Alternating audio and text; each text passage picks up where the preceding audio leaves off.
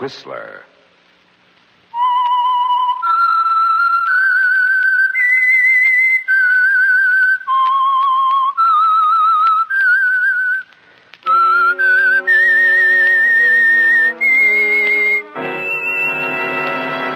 I am the Whistler, and I know many things, for I walk by night. I know many strange tales hidden in the hearts of men and women who have stepped into the shadows. Yes, I know the nameless terrors of which they dare not speak. And now for the Whistler's strange story. So Soon.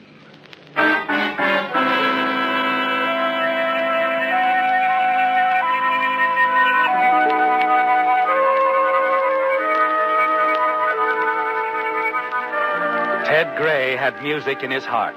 He heard a melody in the rustle of every leaf, saw a song in the bend of every river. A few years ago, Ted teamed up with lyric writer Al Wilson. And now Ted Gray and Al Wilson formed one of the most successful songwriting combinations in the profession.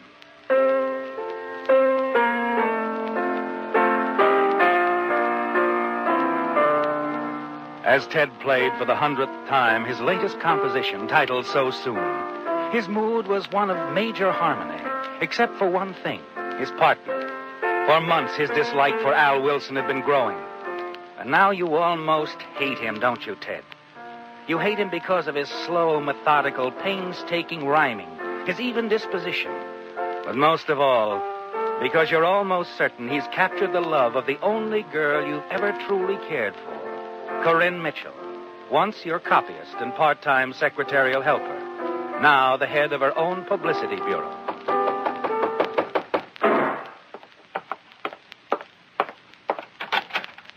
Hi, Ted. Sorry I'm late. You're always late. Did you finish the lyrics? Yeah, all but a couple of lines. Well, you've been playing around with them for 3 weeks. I know, but you knocked out a great tune this time, kid, and I want to be sure the lyrics are just as good as the tune. That would be a novelty. I don't know. You've done all right with me. I know a couple of composers who've done just as well and paid a lot less. You're getting 50% of the royalties. Why, Regan only gets 20% of the lyrics he writes for Joe Winslow's tunes. Well, why don't you get Eddie Regan to write your lyrics? He's under contract to Winslow. Oh, we got a contract, too, 50%, remember? And it's that or nothing.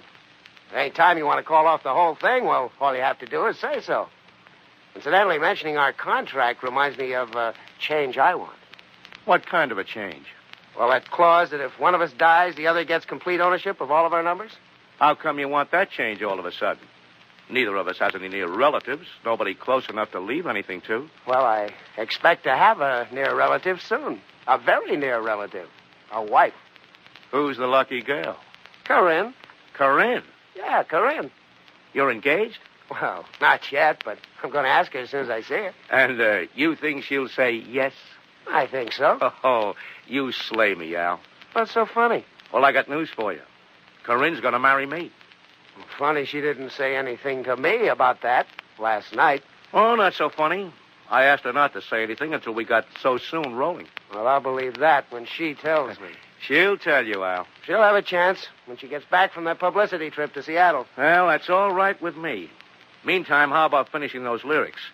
With Corinne out of town, there's nothing to distract you. And Marcia Wallace promised she'd sing it at her opening at the Club Rio a week from Saturday night, if we finish it. All right, Ted. I'll try to finish it. Well, I wish you would. Once we get the song going, we can go into that contract thing. It'll only be a week or 10 days. By that time, Corinne ought to be back, too. That I'm not forgetting. Okay. It's a deal. Good. I'll drop by your place in a couple of days. By then, you ought to have the lyrics finished. Okay? Right.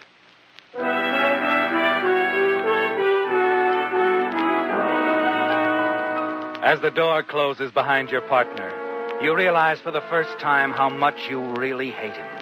How easy things would be for you if something happened to Al. You would be sole owner of all the songs you now own jointly, wouldn't you, Ted?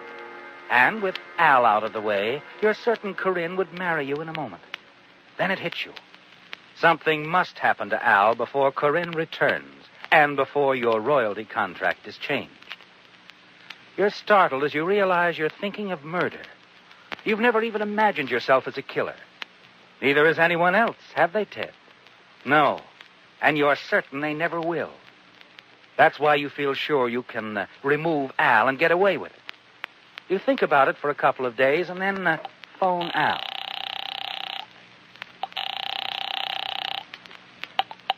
Hello? Hello, Al. Ted. Oh, how are you coming on the lyrics for so soon? Oh, I think I'll finish it tomorrow. I only need one line, so I'm going to stick here all day if I have to. I won't even answer the phone. Good idea. Now, let's see. Tomorrow's Friday.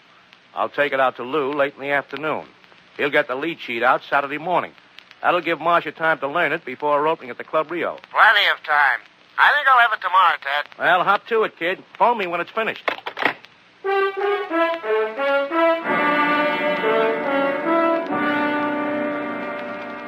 When you hang up the phone, you realize the time has arrived, don't you, Ted? You pace the floor of your apartment most of the night. And by morning, you're satisfied your plan will succeed. At 10 o'clock, you pick up the phone again.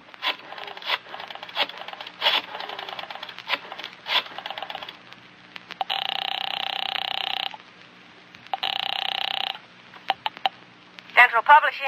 Hi, Gracie. Ted Gray. Hello, Ted. Is the boss in? Not yet. How about Frankie? Nobody here but me. They're both tied up until after lunch, about 3. 3 it is. I'll run by Al's place. Have lunch with him. Pick up the lyrics of So Soon if he's finished them. That'll make Lou real happy. Me too, honey child. See you around 3.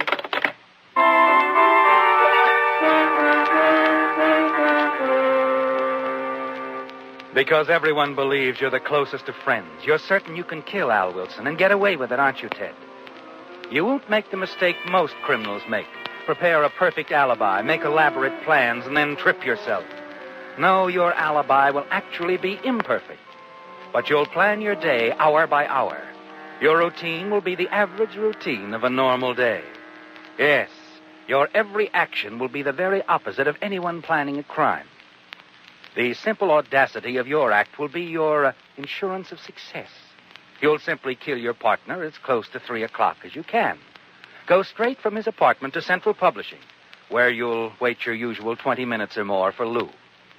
When news of Al's death breaks, you will be as surprised and shocked as anyone. You finish dressing, eat a leisurely breakfast, read the paper, and then take step 1 in your plan.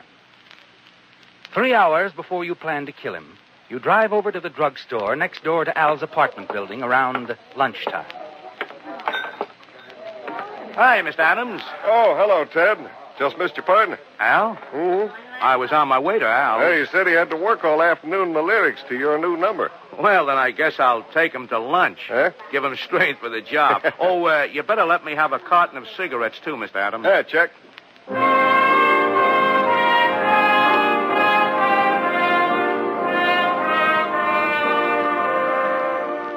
Well, Ted, you now have at least one reputable witness who, if needed, will testify you were on the way to Al's place to take him to lunch.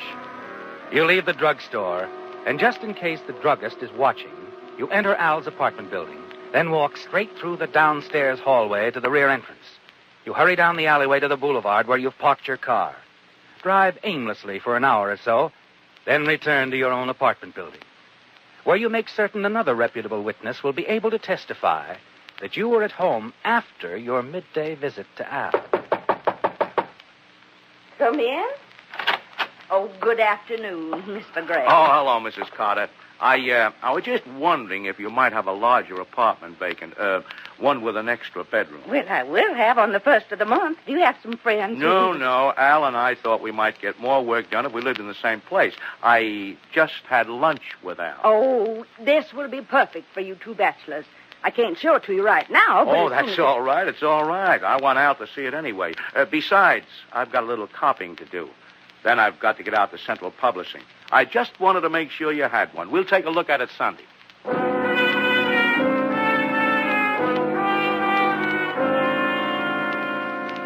Well, Ted, your plans are now complete. You have witnesses as to your whereabouts at 2 highly important times. You pace the floor of your apartment, watch the clock. Finally, the minute arrives. And at 10 minutes before 3, you walk down the alleyway in the rear of Al's apartment building. Hurry upstairs to the 2nd floor.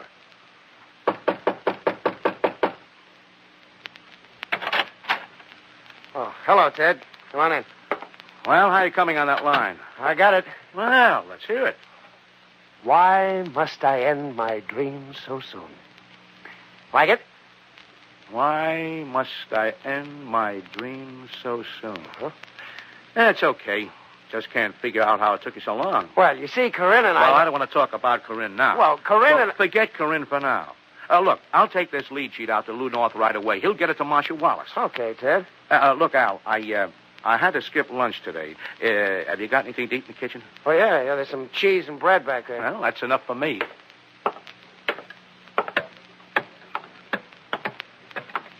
But it isn't food you're after, is it, Ted? No, you know exactly what you're looking for. And you find it in a drawer of Al's kitchen cabinet, the bread knife. Then you return to the living room. Find anything? I found what I was looking for, Al. What do you mean? Well, what's the matter with you? Wait a minute. Listen to me.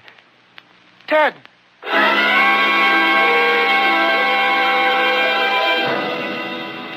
It's done, isn't it, Ted?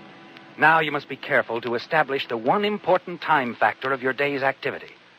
You drive quickly to an outside phone booth half a block from Central Publishing. Operator, Hello, police headquarters. just a moment.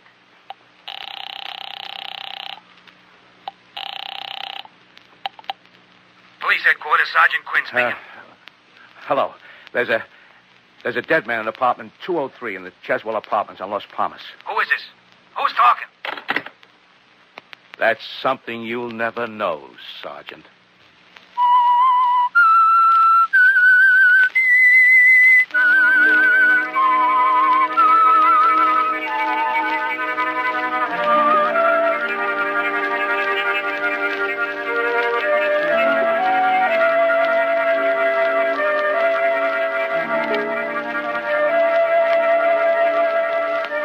Well, Ted, it's going beautifully, isn't it?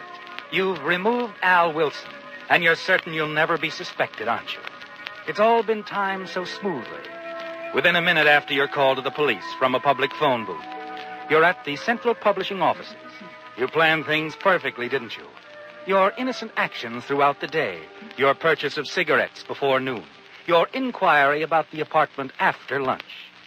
Yes, Ted, all that's required now is a quick finding of the body, which, of course, your phone call is taken care of. You're confident as you stroll into Central Publishing, almost on time for your 3 o'clock appointment. Hello, Angel. Boss here? Always on time, Teddy, they call him. No, Lou's not here yet. Well, that's all right. How about old Tennessee Frankie? He's here. Frankie? Yeah, Ted Gray's here. be right out. Hi, Ted. How you, boy? What you got? Oh, just another moneymaker for Central. So soon? Yep, so soon. Did you tell Lou about it? No, you did. 30 or 40 times. Come on back. Let's take a listen.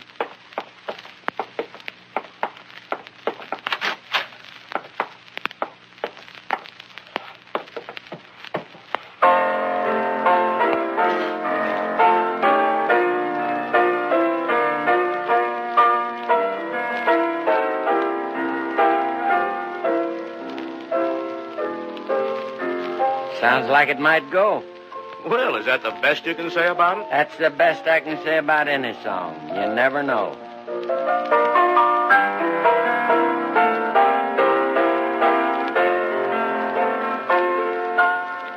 Well, look, how about getting a lead sheet on it right away, will you, Frankie? Sure. You know, I put on that line Al was having so much trouble with myself. I saw him just before lunch. He was still having trouble, so I knocked it out myself. Why must I end my dream so soon? You like it? Sounds all right. Well, I'm glad you like it. I'll pick up the lead sheets tomorrow, Okay. You want it on the phone, Ted. Okay, why all the excitement? It's the police department. Oh, okay, take it easy. I haven't robbed any banks. It's about Al. Al, what's the matter with him? I don't know.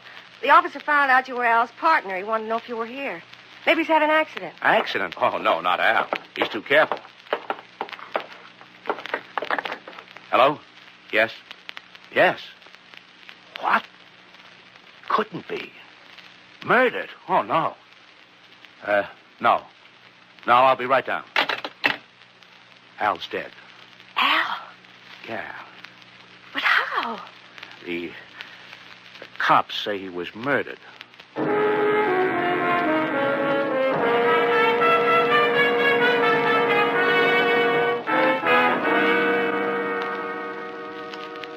You say you saw your partner this morning, Mr. Gray? Yeah, that's right, Lieutenant. I got over there about 11:45. Mm-hmm. He was all right? Oh, fine. He was trying to finish the lyric to our latest number. We needed only one line, so we made a couple of sandwiches and ate them in the apartment and worked on it. Can you prove you were there at that time? No, I can't prove it, but I think Mr. Adams, the druggist, will tell you I bought some cigarettes just before I went to Al's. I see. How long were you in Al's apartment? Oh, not very long. A few minutes after we finished eating, the line came to me, and I went home. Mm-hmm. Typed out the complete lyric and took it to Central Publishing Company. You can prove this? Well, no, Lieutenant. After all, I wasn't planning on having to account for my time. Well, wait a minute. I can prove I came back to my apartment after I had lunch with Al. I talked with Mrs. Carter, the apartment manager, about a larger apartment. Mm-hmm. Well, we'll check on your statement. The important thing is, where were you at 3 o'clock? 3 o'clock? Uh-huh. Central Publishing, yeah. I guess there's no way I can prove it. Unless the receptionist, she will remember that I... We'll question her, of course. Oh, you're not under suspicion, Mr. Gray, any more than anyone else. I realize that, Lieutenant. But we do have to investigate every angle. Well, thanks for your cooperation. If we have any more questions, we'll phone you. And if I think of anything important, I'll phone you. Anything I can do to help catch Al's killer will be a pleasure.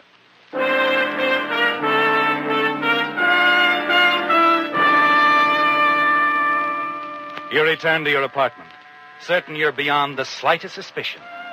Next day, you phone Central Publishing, learn that the police have double-checked your statements, and smile when you realize that Gracie, the receptionist, verified that you were at Central Publishing at the time Al Wilson was killed. 2 days later, you receive a shock. You phone Corinne's office, learn she returned from Seattle the morning Al was killed, that she tried to phone you, and then left for San Diego the same evening. You get her San Diego address, send her a telegram. Tell her to be sure and be back in time for Marcia's opening at the Club Rio. The following Saturday night finds the two of you sharing a table there. You know, Ted, it seems... Well, I don't know. It was only last week that Al... Don't worry about it, honey. Al and I both promised Marcia she could sing it the minute we finished it. He wouldn't have it any other way, believe me. No, I suppose not. Now, look, Corinne. Al was the closest friend I ever had. We both agreed that if anything ever happened to either one of us, well, the other go right ahead. I know. Sure you do. Naturally, you feel low, honey. Being in love with Al and... No, Ted.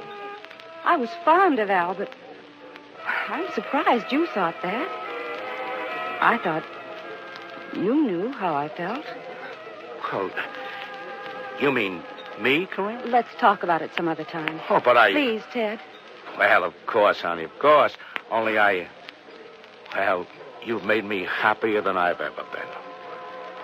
Ted, Yeah? when did you tell me you finished that lyric? Why, just after lunch, the day I was killed. The line just came to me. Why must I end my dreams so soon? Look, here's the original typewritten copy. I got it back from the publisher a couple of days ago. He sent Marshall a lead sheet. Ted, Huh?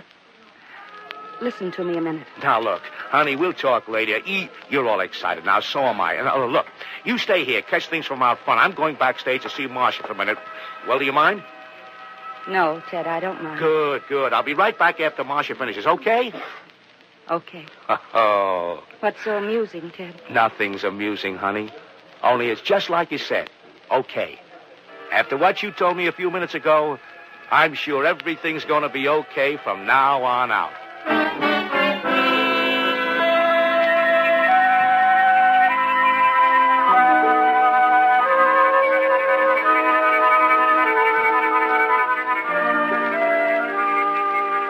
Well, Ted, you're certain you've won, aren't you?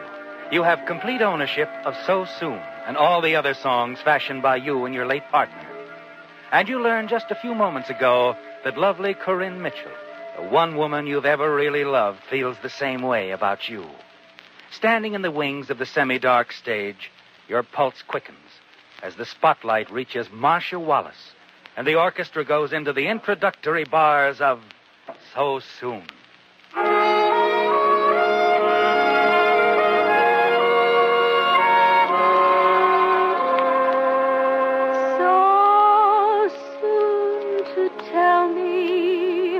That we are all through. So soon to say that you found someone new. So soon to leave me so lonely and blue. Why must I end my dream so soon? It was just yesterday. In your arms I heard you say you'd love me forever. Your forever meant a day. Others are waiting to sing me love's tune, but I can't forget our love so soon. I can't forget our love so soon.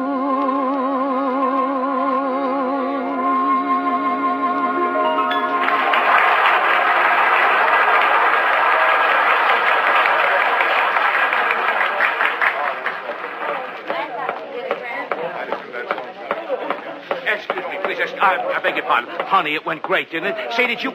Oh, I'm sorry, Corinne. I was so excited I didn't notice That's that you all were- right, Ted. This is Lieutenant Roberts. Homicide. Yeah, we've met before. Well, I knew Marcia was going to slay him tonight, but I didn't think she'd be arrested for it. She won't be. I called the police, Ted, just after you went backstage. You? But why? Because you killed Al Wilson. Me? Oh, you're crazy, Corinne. It Al was you. It had to be you. Now, look, That Corinne. new line you said you wrote, "Why must I end my dream so soon?" That was the tip-off, Ted. You said a little while ago you wrote that line right after lunch the day Al was killed. That's right, I did. You're lying, Ted. When you handed me this typewritten copy a few minutes ago, you told me the whole story. That line wasn't even Al's line. It was mine. It came to me about 2 o'clock the day Al Wilson was killed. 2 hours after you say you saw Al for the last time. I typed it on my portable. Then I took it over to Al. You went to Al's apartment? Yes. I called you earlier. Couldn't get you, so I drove over to Al's. Well, maybe I did lie about the song, but that doesn't prove that I... It proves enough that I'm arresting you for the murder of Al Wilson, Mr. Gray. You see, Ted, I reached Al's apartment about 2:30 and left about 2:45.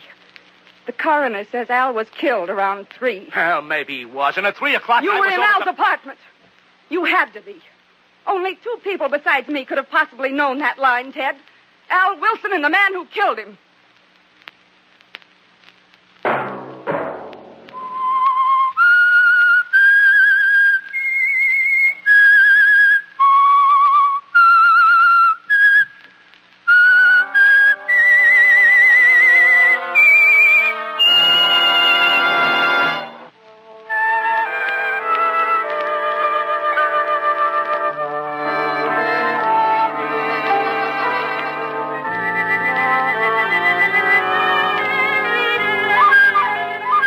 Whistler, whose strange story you have just heard, will be back next week with another tale from his never-ending file. This is the United States Armed Forces Radio Service.